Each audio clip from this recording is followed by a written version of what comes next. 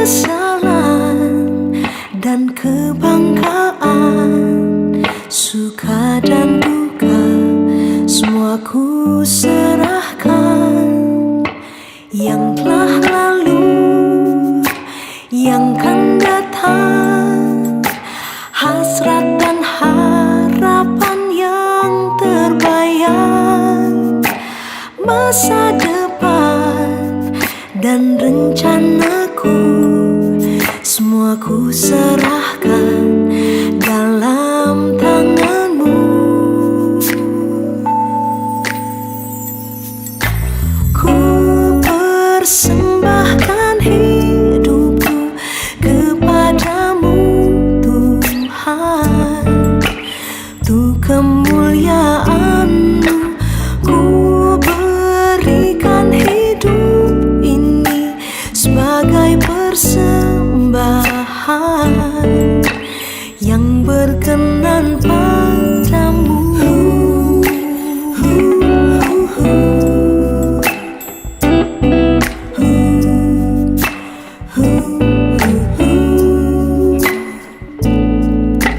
Yang telah lalu, yang kan datang, hasrat dan harapan yang terbayang, masa depan dan rencanaku, semua ku serahkan dalam tanganmu.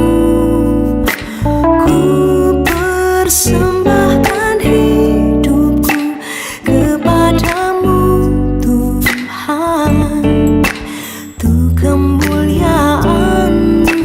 Ku berikan hidup ini sebagai persembahan yang berkenan padamu.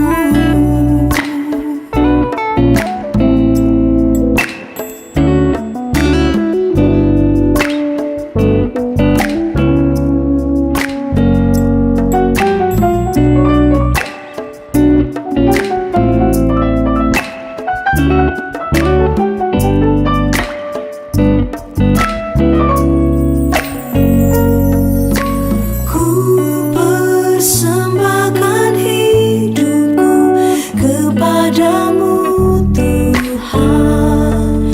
Oh, ku persembahkan hidupku kepadamu Tuhan, untuk kemuliaan-Mu. Ku berikan hidup ini sebagai persembahan yang berkenan padamu. Ku berikan hidupku kepadamu Tuhanku.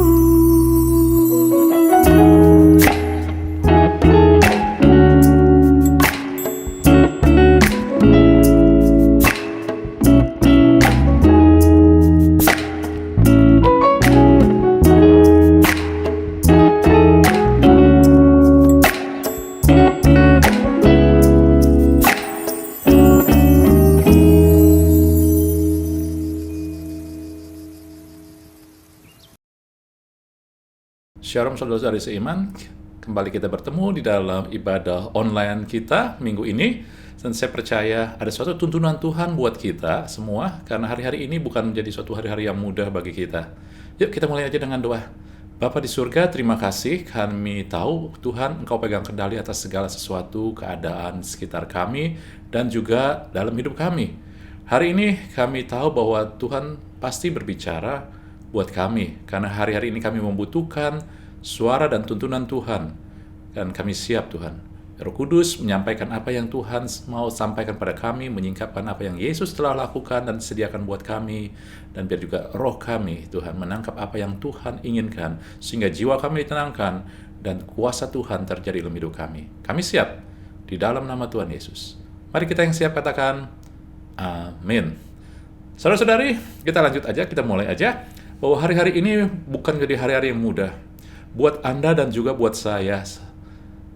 Beberapa saat ini bahkan dengan keadaan COVID ini saya begitu banyak ya melayani teman-teman saudara-saudari seiman yang juga kena COVID, yang meninggal karena COVID ini. Dan itu suatu hal pukulan buat kita semua, terlebih lagi yang ditinggalkan saudari. Belum lagi juga masalah-masalah ekonomi yang harus kita hadapin, sehingga kita bertanya apa yang terjadi, apa yang akan kita lihat ke depan ini. Sepertinya semua suram, ya. Tetapi yuk kita lihat tuntunan Tuhan. Dan inilah yang Tuhan mau berikan kepada kita semua. Kita lihat ayatnya adalah Filipi 3 ayat 12-14. Bukan seolah-olah aku telah memperoleh hal ini atau telah sempurna. Ingat itu. Artinya firman ini bukan buat orang yang merasa dirinya sudah sempurna ataupun segala sesuatu yang Tuhan sediakan sudah dia miliki. Amin. Melainkan aku mengejarnya. Ini adalah buat orang-orang yang mau mengejar. Artinya kalau Anda mengejar, Anda perlu melakukan sesuatu. Kalau aku dapat juga menangkapnya, karena aku pun telah ditangkap oleh Kristus Yesus. Dikatakan kemudian di ayat selanjutnya, saudara-saudara, aku sendiri tidak menganggap aku telah menangkapnya. Ini adalah buat orang yang merasa asing, ada yang Tuhan sediakan, yang belum dia terima. Tetapi ini yang kulakukan, aku melupakan apa yang telah di belakangku dan mengarahkan diri kepada apa yang ada di hadapanku. Tujuan itu apa? Berlari. Nggak santai-santai, berlari, saudara-saudari. Kenapa? Karena Tuhan sediakan itu nyata. Kalau Anda disediakan sesuatu yang sudah nyata, maka Anda mengambilnya cepat-cepat. Tapi kalau belum ada kepastian, Anda santai-santai aja. Belum tentu benar. Tapi kalau Tuhan sudah sediakan, ada sesuatu yang dijanjikan sudah ada di depan Anda harus berlari. Kalau nggak direbut orang, kalau nggak Anda nggak bisa nikmati segera. Benar nggak? Dan inilah, ketika disuruh berlari, artinya itu sudah ada loh. Apa yang Tuhan sediakan, hadiah atau berkat yang Tuhan sediakan buat Anda dan saya. Itu panggilan surgawi. Panggilan surgawi buat Anda dan saya di dalam Kristus adalah untuk menjadi saksi perbuatan Tuhan yang ajaib. Menunjukkan, menyatakan kemuliaannya. Tetapi kembali kita lihat di ayat 13 tadi yang menarik ya. Dikatakan, saudara, yang kita harus mulai lakukan adalah melupakan apa yang ada di belakangku dan mengarahkan diri pada apa yang ada di hadapanku. Begitu banyak orang-orang hari-hari ini masih hidup dengan masa lalu. Apa yang ada di belakangnya adalah masa lalu. Masa lalu mungkin aja baru kemarin. Bisa juga 1 tahun yang lalu, sebulan yang lalu, 1 tahun yang lalu, 10 tahun yang lalu, apapun juga itu yang di belakang kita adalah masa lalu. Mungkin aja saudara hari-hari ini baru merasa kehilangan seseorang. Mungkin juga baru kehilangan pekerjaan, usaha. Padahal dulu ada. Saudara, jangan hidup dengan masa lalu. Arahkan ke depan. Melupakan apa yang ada di belakang, jangan hidup dengan masa lalu, tetapi arahkan fokus kita pada masa depan. Ada harapan, ada rencana Tuhan, ada rancangan Tuhan buat kita. Masa lalu kita tidak akan menjadi terlalu besar bagi masa depan yang Tuhan sediakan. Jangan menganggap masa lalu halangan. Apa yang kita miliki masa lalu itu jauh lebih baik daripada masa depan yang Tuhan sudah sediakan buat kita. Enggak. Apa yang kita lihat menentukan apa yang kita terima, saudara-saudari. Kalau Anda melihat terus kesuraman, Anda melihat masa lalu lebih baik, Anda nggak akan mendapatkan apa yang Tuhan sudah sediakan di masa depan yang jauh lebih baik, melampaui daripada apa yang dapat bayangkan dan pikirkan. Saudara-saudari, ayat 18, Yesaya 43 ayat 18 katakan begini, jangan ingat-ingat lagi hal-hal yang dahulu. Mungkin hal yang dulu adalah saudara kepahitan, kegagalan, kejatuhan, dosa yang kita buat, kebodohan yang kita buat, saudara-saudari, ataupun juga saudara-saudari trauma-trauma yang kita alami, dianiaya, diolok-olok, kehilangan orang yang kita kasihi. Itu adalah masa lalu, saudara. Kehilangan yang sehari-hari ini juga begitu banyak dengan keadaan ini. Saudara, itulah bagian daripada kehidupan. jangan dipertanyakan. Tapi Tuhan mau, ya. Jangan ingat-ingat yang dulu. Ada sesuatu yang baik di depan. Jangan perhatikan hal-hal yang zaman purbakala orang Israel. Ya, ini diberikan, Yesaya 43 diberikan pada orang Israel yang dibuang ke Babel, lalu mendapat kesempatan kembali untuk balik ke Yerusalem, ke tanah perjanjian. Hal yang dulu adalah, mereka kalah, sehingga mereka dibuang. Mereka bodoh, melakukan dosa, sehingga Tuhan nggak bela mereka. Tapi hal yang purbakala adalah mereka ingat bagaimana Musa membawa orang Israel dan kuasa Tuhan membuat laut terbelah. Walaupun dahsyat, tapi Tuhan bilang jangan ingat. Kenapa? Karena ada sesuatu yang lebih baik buat saat ini untuk ke depan hidupan kita. Tuhan sudah sediakan juga. Saudara. Jadi yang Tuhan mau, saudara, jangan hidup dengan masa lalu. Orang yang hidup dengan masa lalu biasanya adalah orang yang kadang dia melihat dulu dia hebat. Dulu masa lalu saya, dia bangga dengan keberhasilannya, dia bangga dengan statusnya masa lalu. Orang-orang yang hidup dengan masa lalu bukan berarti hanya hidup dengan kekelaman, ketakutan, tetapi juga kebanggaan masa lalu. Dulu saya ini luar biasa, saya ini dulu penginjil. Dulu saya ini pengusahanya yang didengar orang semua berhasil. Saudara, puji Tuhan, baik. Jadikan masa lalu penuh dengan keberhasilan untuk membuat kita bersyukur sama Tuhan dan melekat sama Tuhan. Tetapi jangan biarkan masa lalu yang memuaskan kita. Jadi kita terus hidupin, kita terus menganggap itu lebih baik daripada akan masa depan. Karena ketika itu terjadi, maka Anda sedang berhenti untuk mengharapkan yang baik. Anda pikir Anda puas, udah Tuhan yang dulu udah cukup. Padahal Tuhan mau berikan yang lebih. Tapi juga yang kedua, orang hidup dengan masa lalu adalah hidup dengan ketakutan, kesuraman masa lalu. Awan kelabu masa lalu masih ada. Sehingga ketika mereka melangkah ke depan, mereka cemas. Bagaimana nih? Mereka ketakutan. Bagaimana nih ke depan? Karena mereka masih bawa awan-awan kelabu dari masa lalu untuk melangkah ke depan.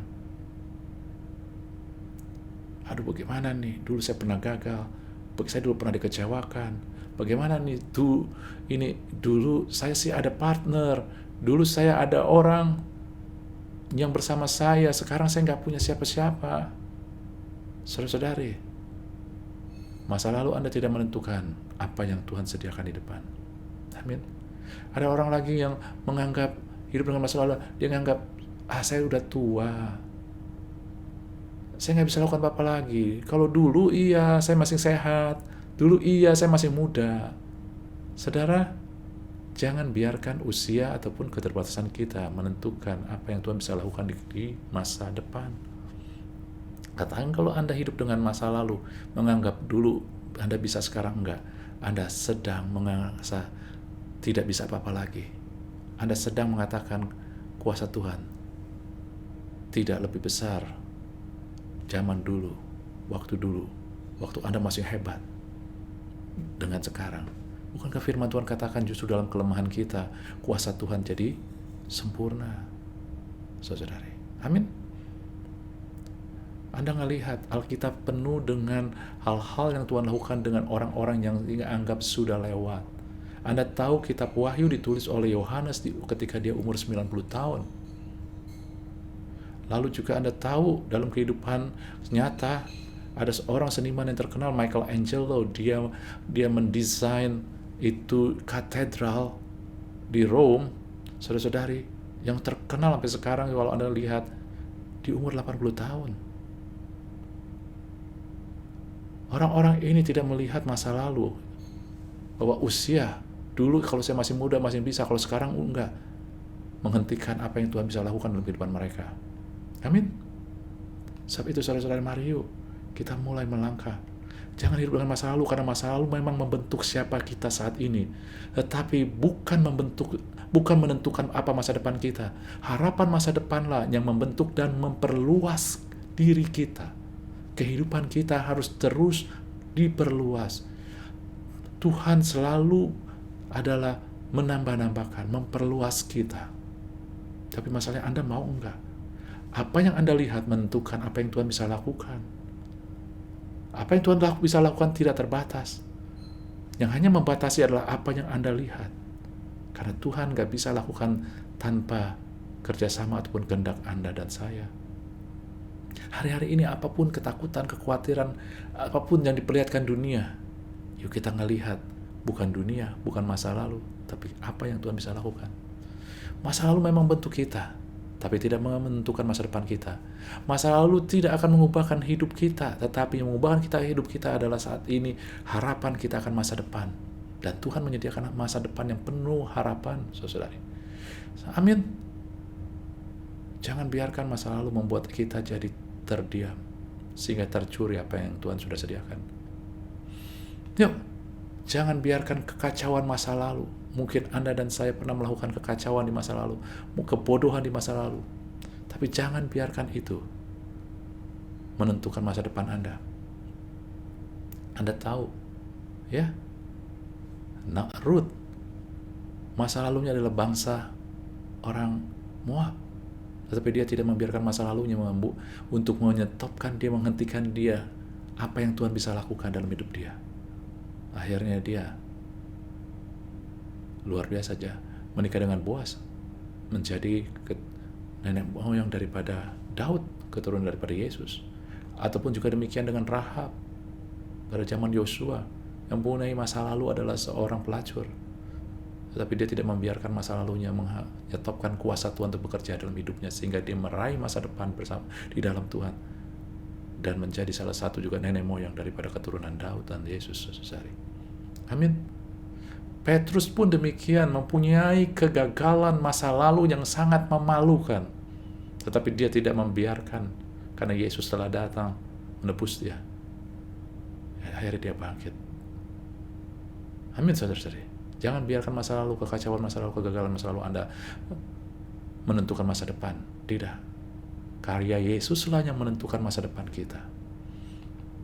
Saudara-saudari, jangan biarkan masa lalu menjadi terlalu lebih besar daripada harapan masa depan.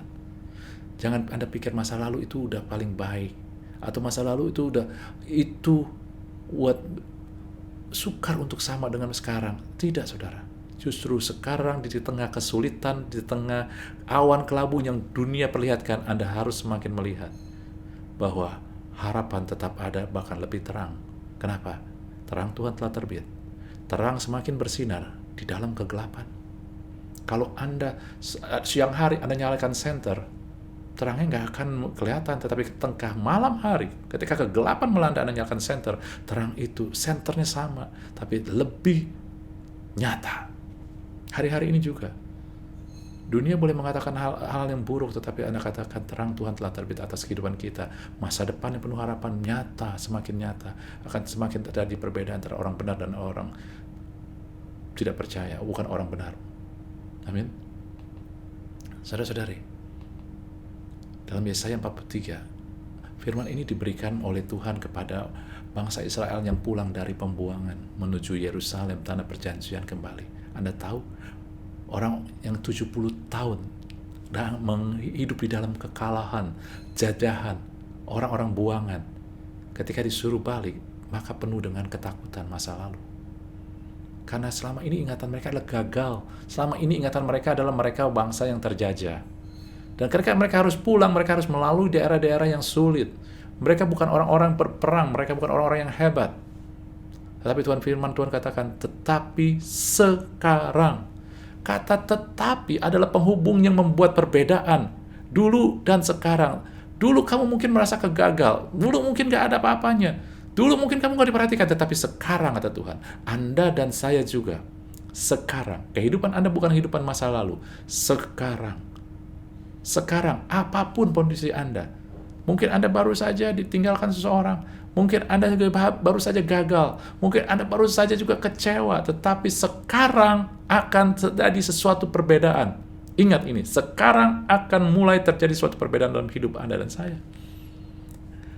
Ini firman Tuhan. Hai Yakub yang membentuk engkau. Anda dan saya adalah Yakub dan Israel rohani. Jangan takut, sebab aku telah menebus engkau. Aku telah memanggil engkau dengan namamu dan engkau ini kepunyaanku. Ada 3 hal, saudara-saudari, yang membuat Tuhan katakan sekarang akan berbeda. Pertama, Tuhan telah menebus kita, saudara-saudari. Artinya menebus apa sih? Artinya menebus, artinya kalau Anda punya dosa, punya aib masa lalu, akibat dosa, kebodohan, kegagalan yang lakukan, Tuhan ada tebus, artinya sudah tidak ada lagi dampaknya. Anda sudah dianggap layak. Dulu mungkin Anda merasa nggak layak karena kebodohan, hal-hal yang Anda lakukan. Tapi sekarang ketika Anda ditebus, Anda dilayakkan. Kalau Tuhan tebus juga berarti dulu kita ini gagal, tetapi sekarang kegagalan Anda dan saya telah ditebus oleh Tuhan. Amin. Lupakan kegagalan masa lalu, karena Tuhan telah menebus. Kemudian Tuhan katakan, aku telah memanggil engkau dengan namamu. Anda tahu ketika Tuhan memanggil kita dengan nama kita, artinya Dia tahu nama adalah unik, setiap orang beda. Ya, artinya begini, ketika Tuhan katakan aku memanggil engkau dengan namamu, Dia tahu pribadi kita, Dia tahu siapa kita, kelemahan kita, kemampuan kita, apapun tentang kita. Dia tahu tentang masalah kita, saudara-saudari. Dia tahu tentang segalanya kita hadapin. Orang lain mungkin nggak tahu. Anda sering ngomong, wah, Anda nggak tahu sih, Bapak nggak tahu sih apa yang saya alami, Bapak nggak tahu sih saya ini bagaimana. Mungkin saya nggak tahu, tapi Tuhan katakan, aku memanggil engkau dengan namamu. Dia tahu semua pergumulan, kemampuan, apa yang menjadi kegalauan Anda dan saya. Amin. Dengan kata lain, saudara, ketika Anda punya luka, Anda punya masalah, Anda punya kelemahan, apapun di dalam batin Anda, tinggalkan itu. Tuhan tahu semua. Ketika Tuhan tahu, bukan berarti Tuhan suruh Anda disuruh bawa-bawa, disuruh tinggalin. Amin. Dan Tuhan bilang, saudara-saudari, engkau ini kepunyaanku. Saudara ngerti nggak ketika dikatakan engkau ini kepunyaanku, ini bicara, ya. Ini dulu, saudara, ya. Ini berbicara bahwa Tuhan punya tujuan. Kalau sesuatu milik kepunyaan Tuhan, Tuhan bukan hanya sekedar ngomong, ya kamu kepunyaanku, untuk aku aja, bukan. Ketika Tuhan bicara engkau ini kepunyaanku, berarti, saudara-saudari, Tuhan punya tujuan, Tuhan punya rancangan buat Anda dan saya, saudara-saudari. Amin. Inilah. Tuhan punya rancangan. Lihat, saudara-saudari. Rancangan yang bagaimana? Di dalam Yesaya 43 ayat 19 katakan, lihat, aku hendak membuat sesuatu yang baru. Artinya apa? Yang lama, lupakan yang lama.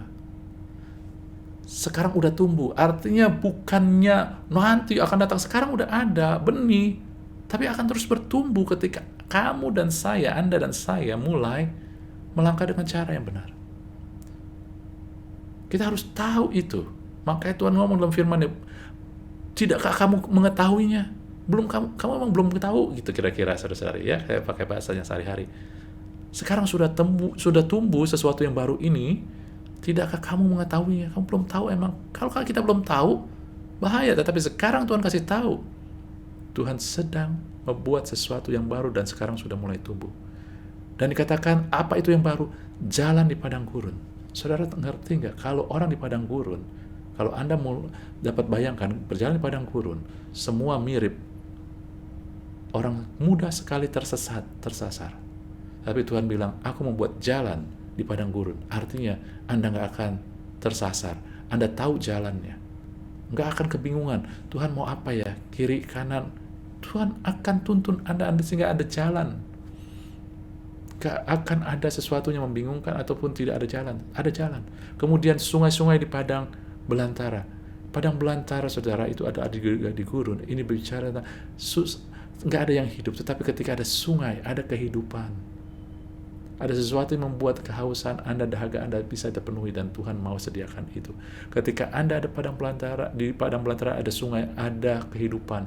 Anda bisa menanam sesuatu dan itu tumbuh. Anda bisa melakukan bekerja dan itu berhasil. Anda bisa berusaha dan itu menghasilkan. Itu yang Tuhan mau. Amin, saudara. Dan tadi dikatakan, ya saudara-saudari, Tuhan katakan, aku telah memanggil engkau dengan namamu. Saudara tahu, ketika Tuhan memanggil kita dengan namanya, saudara-saudari, ya, ini tadi, bahwa engkau ini kepunyaanku, berarti Tuhan punya rencana, bukan hanya sekedar dimiliki, karena Tuhan punya tujuan ketika Dia menebus kita, memiliki kita, ya. Dan ketika kita dipanggil namanya, saudara-saudari, dikatakan Yesaya 43 ayat 7, semua orang yang disebut dengan namaku, kuciptakan untuk kemuliaanku. Artinya apa, saudara? Anda kan tadi, aku menyebut engkau dengan namamu. Tuhan tahu nama kita. Ketika Tuhan berkata itu, artinya kita diciptakan untuk kemuliaan. Ini sesuai dengan Yesaya 43 ayat 7. Jadi rancangan rencana Tuhan buat kita adalah menyatakan kemuliaannya. Rancangan Tuhan bukan rancangan untuk kita menderita, tapi untuk menyatakan kemuliaannya, saudara-saudari. Amin, jangan mau dibodohi. Lalu kemudian, saudara-saudari, dikatakan dalam Yesaya 43 ayat 2, apabila engkau menyeberang melalui air, aku menyertai engkau. Atau melalui sungai, engkau tidak akan dihanyutkan, dan apabila berjalan melalui api, engkau tidak akan dihanguskan, dan nyala api tidak akan membakar engkau. Saudara-saudari, Tuhan tidak menjanjikan jalan yang lancar semua. Tetapi Tuhan bilang, apabila artinya bukan harus, tetapi apabila kita harus melalui air. Baik itu air mata, nangis, kepedihan, kesedihan, Tuhan akan menyertai. Satu hal yang Tuhan janjikan adalah Dia menyertai kita hingga akhir zaman. Ketika kita melalui lembah air mata, ada Dia. Ketika melalui sungai-sungai, ada hal yang mengalir dengan deras sehingga Anda merasa nggak bisa mengontrol. Ketika Anda berjalan di sungai, Anda tahu kaki Anda tidak bisa melangkah seenaknya aja semana Anda mau. Ketika Anda berjalan di sungai, saudara, apalagi sungai itu dengan arus, mengerikan. Anda bisa terpleset dan Anda bisa terbawa arus, tapi Tuhan menyatakan tidak akan menghanyutkan. Tuhan akan campur tangan. Apabila kita berjalan melalui api, ada hal-hal yang membuat kita merasa nggak nyaman di hidup ini. Ada tahu kalau ada api kan nggak nyaman, kepanasan sana sini, tapi nggak akan menghanguskan kita. Kita nggak akan menjadi kalah hangus, saudara. Nggak akan jadi sia-sia apa yang kita lalui. Tidak akan terbakar. Kita nggak akan hangus, saudara. Ini yang Tuhan sediakan buat kita, yaitu penyertaannya. Dia harus selalu hadir.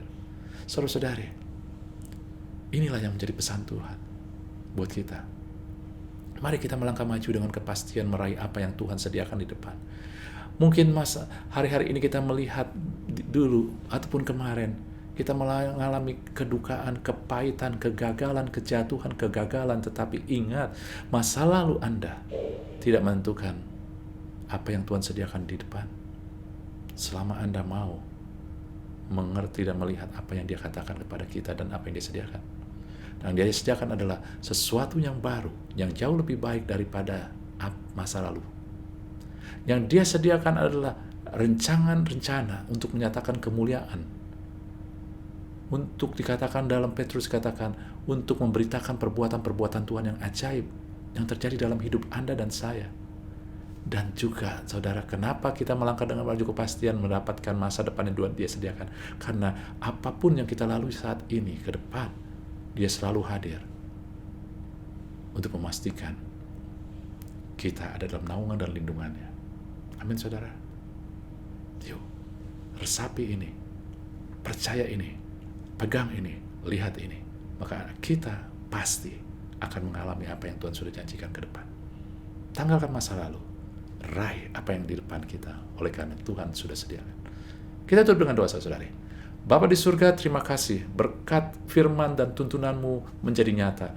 Hamba berdoa, Tuhan, setiap anak-anak Tuhan yang mendengar kebenaran ini, turunlah kiranya tuntunan pimpinan damai sejahtera yang mengusir rasa takut dan kekhawatiran dan kegalauan mereka, sehingga mereka tahu hidup mereka baik-baik saja, dan biarlah juga mereka dituntun untuk menanggalkan masa lalu mereka, apapun keadaan masa lalu, dan mereka mulai melangkah maju saat ini untuk berjalan bersama tuntunan pimpinan firman Tuhan dan kuasa Roh Kudus, sehingga mereka menerima apa yang Tuhan janjikan, masa depan penuh harapan untuk menyatakan kemuliaan Tuhan dan perbuatan-perbuatan Tuhan yang ajaib bagi kami semua.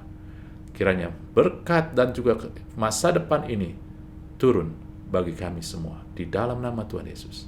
Mari kita yang menerima katakan amin. Tuhan berkati kita semua.